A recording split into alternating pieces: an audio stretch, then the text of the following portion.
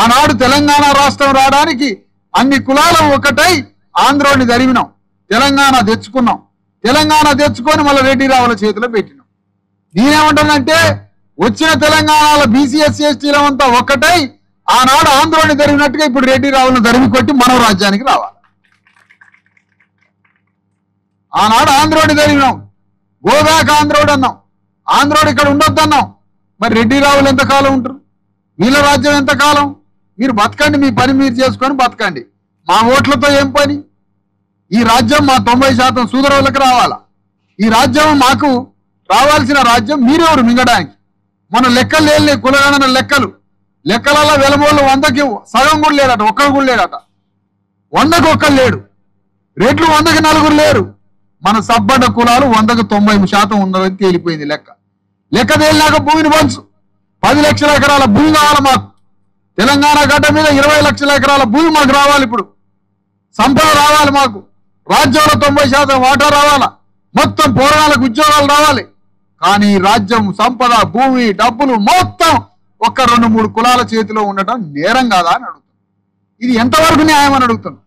అందుకనే ఈ తెలంగాణ గడ్డ మీద మన రాజ్యం రావడానికి, మన హక్కుల కోసం ఇవాళ పార్లమెంటులో బీసీల బిల్లు అయిపోయింది. మనకు 42% రిజర్వేషన్లు రావాలా, పార్లమెంట్ అమలు చేయాలి. మనకు 33% మహిళల కోటా వచ్చింది. మన మహిళలు సబ్బన్న కులాలు అసెంబ్లీలో పోవాలా. మళ్ళీ రెడ్డి రావుల మహిళలే అసెంబ్లీలకు పార్లమెంట్లకు పోతారట. ఆ చట్టంలో ఉపకోట కావాలా. ఎస్సీ ఎస్టీలకి జనాభా నిష్పత్తి ప్రకారం మనకి రిజర్వేషన్లు పెంచాలా. ఈ రెండే కాదు, పార్లమెంట్లో అసెంబ్లీలో బీసీలకి చట్టసభల్లో రిజర్వేషన్లు కావాలి. 20 లక్షల ఎకరాల భూమిని పంచాలి. మనందరికీ ఉద్యోగాలు రావాలి. ఇవన్నీ రావాలంటే ఈ రాష్ట్రంలో పోరాడాలి. నువ్వు మేఘరాయనవి, నువ్వు మంగళాయనవి, నేను మాదిగాయని అని విడివిడిగా సంఘాలు పెట్టుకున్నాం. కానీ మన విడివిడిగా ఉన్నటువంటి బీసీ ఎస్సీ ఎస్టీ సంఘాలన్నీ ఒక్కటై బాణం విసిరి కొడితే వెలమ దొరల గుండెలకి తగలాల మనందరం కలిసి ఈ సంఘం పెట్టి. అందుకని ఇవాళ గ్రామంలో నాది మేదర సంఘం, నాది కుమ్మరి సంఘం, నాది కాపు సంఘం, నాది వడ్డెల సంఘం, ఎరకల సంఘం, గొల్ల సంఘం అనుకున్నాం, మంచిదే. కానీ అది నీ కులానికి ఉపయోగపడే సంఘం.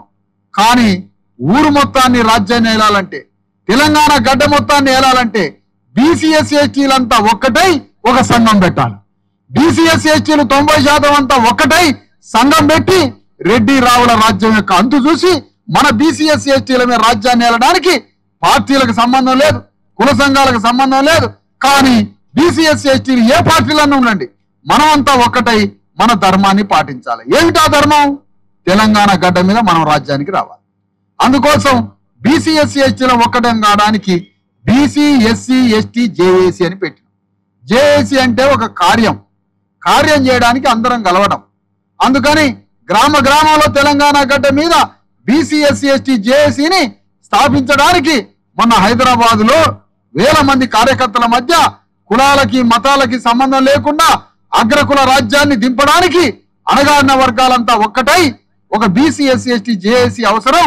ఆనాడు ఆంధ్రాన్ని ఎల్లగొట్టి తెలంగాణ రాష్ట్రాన్ని ఎట్లా సాధించినమో రాష్ట్రంలో రెడ్డి రావులను ఎల్లగొట్టి మన బీసీ ఎస్సీ ఎస్టీల రాజ్యం రావడానికి తెలంగాణ గడ్డ మీద బీసీ ఎస్సీ ఎస్టీ జేఏసీని ప్రారంభించినాం.